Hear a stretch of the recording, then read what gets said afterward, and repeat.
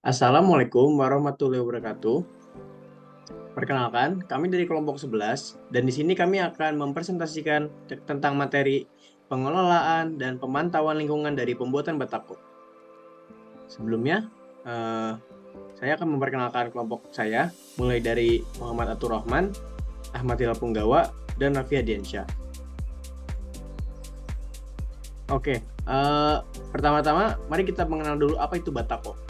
Batako merupakan bahan bangunan sebagai alternatif pengganti batu bata yang dibuat dari campuran semen, pasir, dan air dengan komposisi tertentu dan berfungsi sebagai dinding, menurut Putra 2016. Batako yang digunakan ialah batako dengan ukuran 23 x 13 x 7 cm. Batako yang dibuat berdasarkan bahan baku tras, kapur, dan air. Pada produksi batako, dapat dihasilkan 400 buah tiap 8 jam kerja, sehingga jika dikerjakan selama 1 minggu, maka dapat dihasilkan 22.400 buah batako.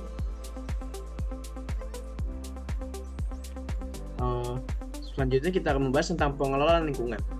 Pengelolaan lingkungan adalah pendekatan terencana dan berkelanjutan dalam mengelola dan melindungi lingkungan alamiah dan sumber daya alamnya. Tujuan dari pengelolaan lingkungan adalah untuk mempertahankan, melindungi, dan meningkatkan kualitas lingkungan agar dapat mendukung kehidupan manusia dan ekosistem lainnya dalam jangka panjang. Dalam konteks pembuatan batako, pengelolaan lingkungan adalah suatu pendekatan yang bertujuan untuk mengurangi dampak negatif terhadap lingkungan yang mungkin timbul selama proses produksi. Selanjutnya, pengelolaan lingkungan itu kesadaran atau paksaan sih? Pengelolaan lingkungan itu bisa berdasarkan kesadaran dan bisa juga berdasarkan paksaan. Pengelolaan lingkungan sendiri berdasarkan kesadaran itu dilakukan karena kita sadar bahwa sebagai manusia harus menjaga lingkungan. Jika berdasarkan paksaan, hal ini bisa aja terjadi karena tidak adanya kesadaran dan diperlukan suatu peraturan agar pengelolaan itu tetap dijalankan. Sebenarnya, banyak sekali faktor yang membuat setiap orang melakukan pengelolaan lingkungan, namun secara umum dilakukan karena mendapatkan suatu keuntungan atau benefit.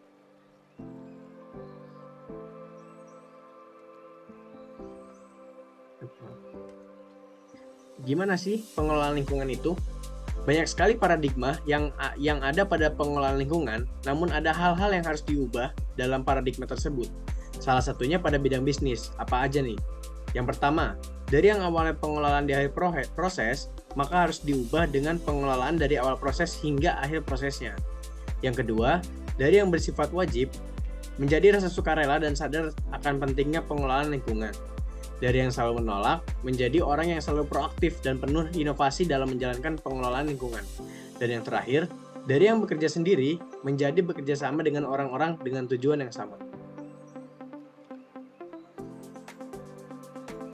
Selanjutnya, di sini ada hierarki pengelolaan lingkungan di kalangan bisnis peduli lingkungan. Dapat dilihat bahwa dari bawah terdapat hierarki komitmen, pola pikir, dan kepedulian lingkungan.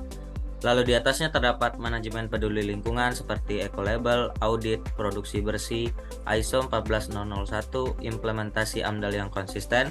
Di atasnya lagi ada teknologi ramah lingkungan dan yang paling atas adalah eco-efisiensi.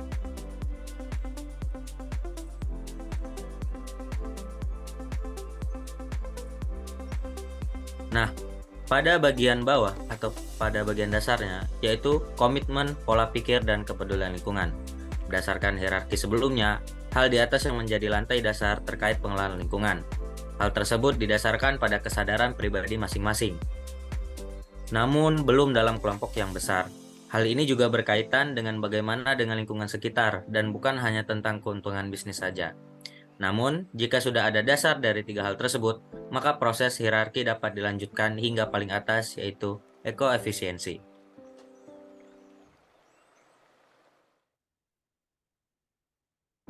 Selanjutnya, pengelolaan lingkungan pada produksi batako. Gimana sih terkait pengelolaan lingkungan dari pembuatan batako itu sendiri?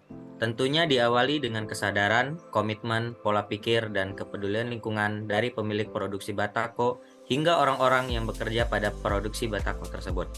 Jika hal tersebut sudah ada, maka kita dapat menganalisis hal lain seperti berikut. Yang pertama, efisiensi penggunaan bahan. Pada penggunaan bahan batako, diperlukan beberapa bahan baku, seperti tanah, kapur, dan air yang dapat dilihat pada tabel tersebut, di mana setiap 1 meter kuadrat dinding diperlukan 27 buah batako. Pada proses pembuatan batako, sebaiknya dilakukan analisis lebih lanjut agar penggunaan bahan baku dapat dikurangi.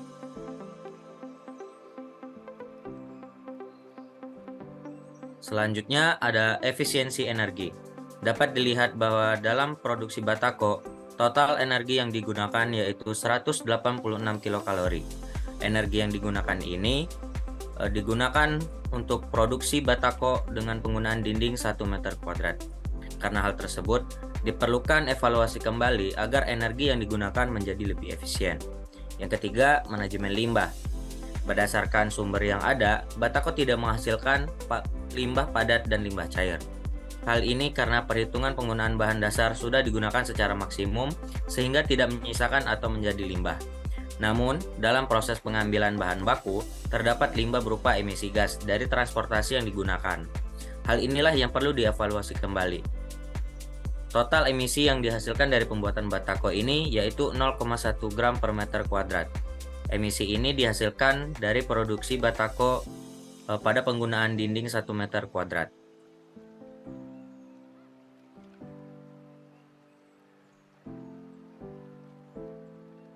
Yang terakhir, pengelolaan air. Meski dalam pembuatannya menggunakan air secara maksimal, penggunaan air harus dikurangi sebisa mungkin atau dapat menggunakan metode daur ulang air. Pertimbangan dengan menggunakan sistem penangkap air hujan agar mengurangi ketergantungan terhadap sumber air yang mungkin terbatas.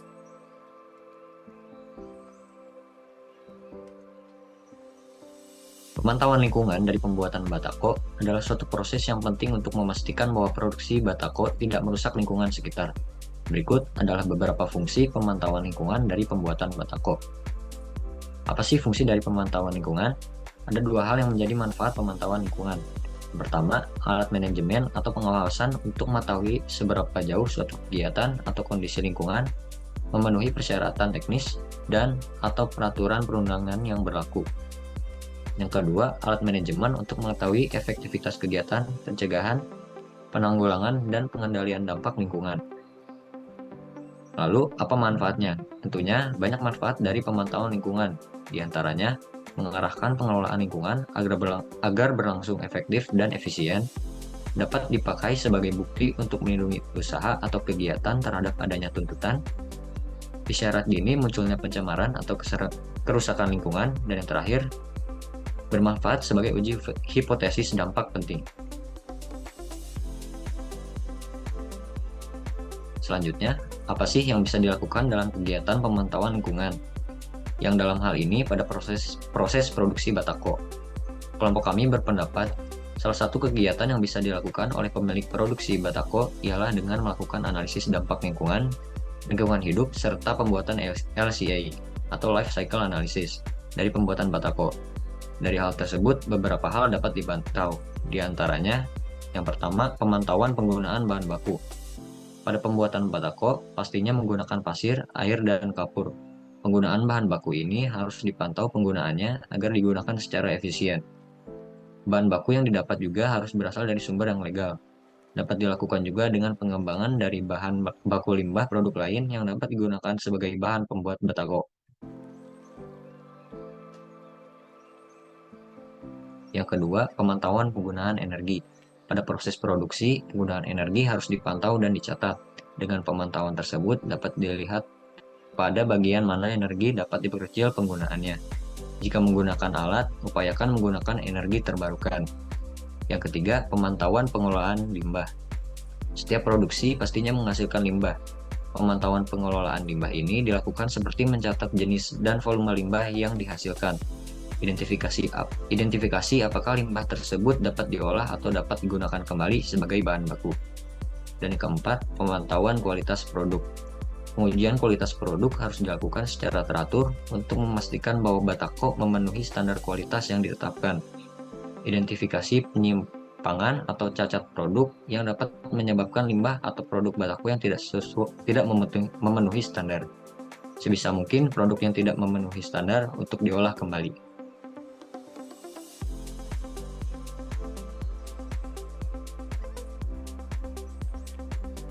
Pemantauan ini bukan hanya dilakukan oleh pemilik saja, namun pihak-pihak lain juga dapat melakukan pemantauan lingkungan ini. Beberapa pihak yang dapat melakukan pemantauan untuk pembuatan batako, diantaranya yang pertama karyawan produksi batako. Jika terlihat bahwa dalam proses produksi batako menyalahi aturan yang ada, maka karyawan dapat melaporkan hal tersebut kepada pihak berwenang. Yang kedua, masyarakat sekitar. Jika dalam proses produksi batako ini telah mengganggu lingkungan alam yang dapat mengganggu kegiatan pada masyarakat, maka masyarakat dapat melaporkan pada pihak berwenang. Dan yang ketiga, pihak berwenang. Pihak yang berwenang dapat menindak berdasarkan laporan-laporan yang ada. Namun bukan hanya menunggu laporan saja, akan tetapi melakukan tindakan-tindakan pencegahan seperti inspeksi lingkungan, pemantauan dan kesesuaian dengan LCA atau AMDAL yang ada, serta tindakan koreksi dan pencegahan.